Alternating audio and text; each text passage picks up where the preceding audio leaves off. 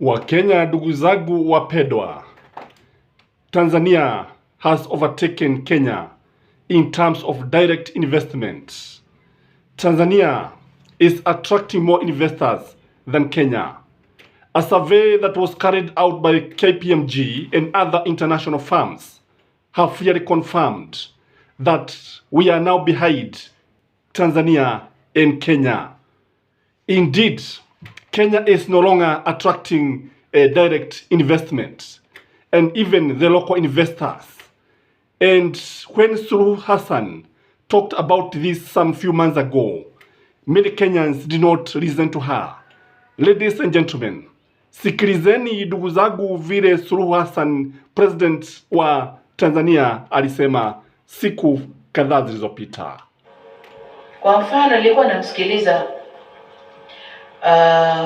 mkurugenzi wa kituo cha uwekezaji Tanzania anahojiwa kwenye TV, akasema mwezi Mei na Juni tumepokea wawekezaji kiasi ambacho hatujawahi kupokea, wengi mno, na thamani ya miradi iliyokuja ni hii.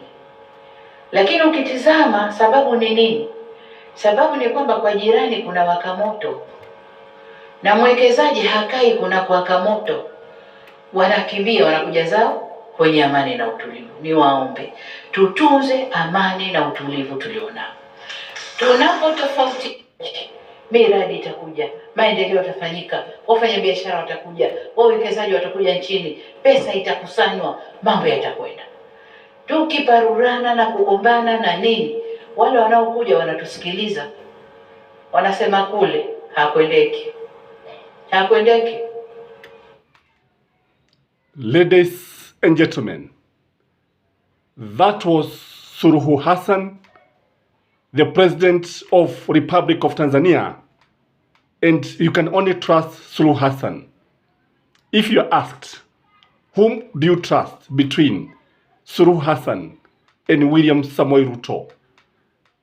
Kwa sababu unapotazama vizuri sana utaona jambo moja ni kwamba William Samoei Ruto has been doing things that are working against the investors of this country. In this video, ndugu zangu wapendwa, nataka tuangalie mambo ambayo yamechagia hali hii ya kutoroka kwa wekezaji katika nchini Kenya, hali ambapo haijawahi kuonekana tena. Today, the dollar closed the over 150 mark. The shilling closed, that is, over 150 mark. And you can only now get $1 with Kenya shilling 154. Something that has never been seen in this country. When William Samoei Ruto left this country, the dollar shilling exchange rate, truth be told, was 119. Kile ambacho tunaona ni kitu ambacho ni hali ambayo inatokana na uongozi mbaya. Ni hali ambayo inatokana na uongozi ambao hauna mwelekeo. Ndugu zangu wapendwa, what are these factors that are contributing to investors running away from our country? The first thing in my view, ni unapotazama vizuri sana utaona kwamba biashara inakuwa vigumu sana kuweka biashara kama vile Suluhu Hassan alivyosema, mahali ambapo watu wanaparurana. Unapotazama vizuri sana utaona chama kinachotawala kinazidi kuparurana chenyewe kwa chenyewe. Hawatulii. Viongozi wake haongei kwa sauti moja. Indeed, when you look at Kenya politically, it is not a stable country. That is the truth of the matter. Kwa sababu unapotazama vizuri sana utaona kwamba mwekezaji yote yule angependa kuwekeza mahali ambapo anajua, he is very sure that there is political stability in that country. When you look at Tanzania, Tanzania is the most predictable country politically. It is the most stable in East and Central Africa. The second reason why Tanzania has overtaken Kenya is because when you look at corruption in our country, ule ufisadi ambao tunaona hapa Kenya, ndugu zangu, ni ufisadi ambao haujawahi onekana tena. Wakati Uhuru Muigai Kenyatta alituambia kwamba nchi ya Kenya ilikuwa inapoteza bilioni 2 kila siku, Wakenya wengi walipuuza jambo hili, na hata serikali ya William Samoei Ruto ni juzi tu ambapo nilisikia wakisema kwamba watafanya uchunguzi waone kama hivi ni kweli. I'm sure Uhuru Muigai Kenyatta, though he has been accused of drinking beer so much, the truth of the matter is that he was very sober.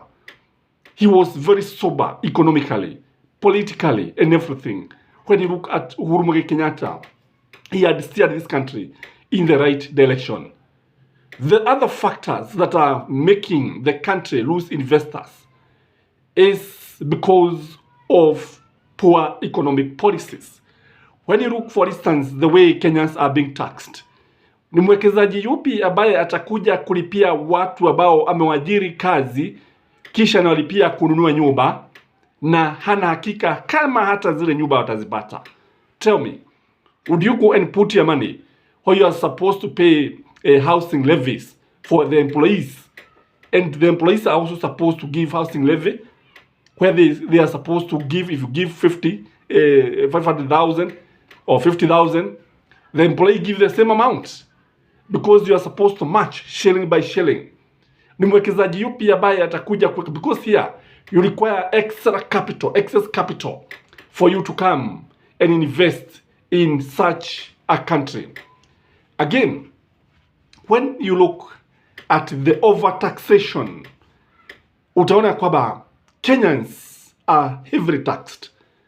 I don't think there is any country on the globe whose people are taxed like nobody's business. Unapotazama ndugu zangu, mtaona ya kwamba Wakenya wanalipa kodi za kila nui, yani aina.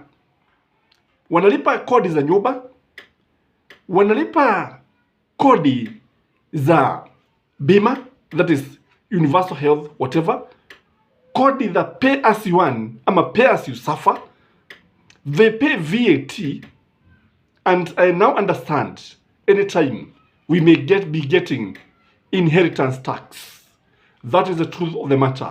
Inheritance tax is paid in many countries, like in Britain. A friend of mine was telling me that in Britain there is inheritance tax, whereby if you inherit properties from your parents, then you are supposed to pay about 40% of the value of the inheritance. So this one is to discourage. In fact, now this one would actually discourage even people from investing more and more. The other factors that are making Kenya, and including foreigners, to come and invest in our country, unajua, the dollar has become very scarce. That is the truth of the matter. The hard currency is not easy to get in Kenya. That is the truth of the matter. Again, the high rate of inflation, ule mfumuko wa bei. In fact, go to a supermarket with 5,000 shillings and you come out almost empty-handed, because I am expecting the government, William Samoei Ruto, to come up with a note of 10,000 shilling, because when you look at some of these things, in fact, wakati mwingine tulikuwa tunaongea na marafiki zangu, tulikuwa tunajiuliza mashilingi yanafanya nini katika uchumi wa Kenya, because nothing costs 1 shilling, nothing costs 5 shillings, and almost now the lowest denomination is 10 bob per mede za shilingi 10. Kwa hivyo utapata during Uhuru Muigai Kenyatta's time, ugeona ya kwamba hata pesa zilikuwa na thamana yake. But the truth of the matter today is that when you look at, if you have 500 shillings, in fact kama huna chochote, kwa sababu nauri yenyewe, if you are traveling from, say, Nairobi to Nyeri, I don't know how much you are paying. It is even worse if you are traveling by bus to Mombasa and pahali kama Garissa ama Kisumu. It is becoming very, very difficult. So Kenyans are even fearing to spend the money, kwa sababu hata ukienda kwenye petroli vituo vya kuweka magari petroli, in fact unapeana 1,000 giri moja, yani because the gauge is not moving, itakubidi sasa wale watu ambao wanakuwekea mafuta wanakutilia gari mafuta wakwambia utazame vizuri sana, because many people are complaining, wanashindwa kama magari kama umeweka mafuta, because the gauge is not changing.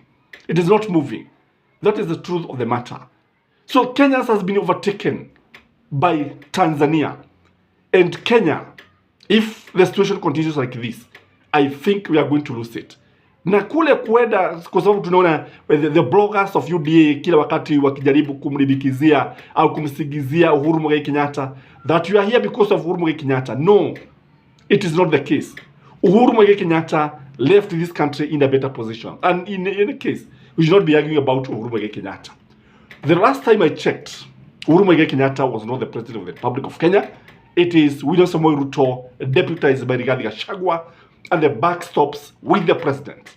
I don't know what you think, ladies and gentlemen, but that is my take. I need Kenyans. We have lost this game. I think Kenyans, the engine has failed. And may you have a lovely evening. Till next time, bye-bye.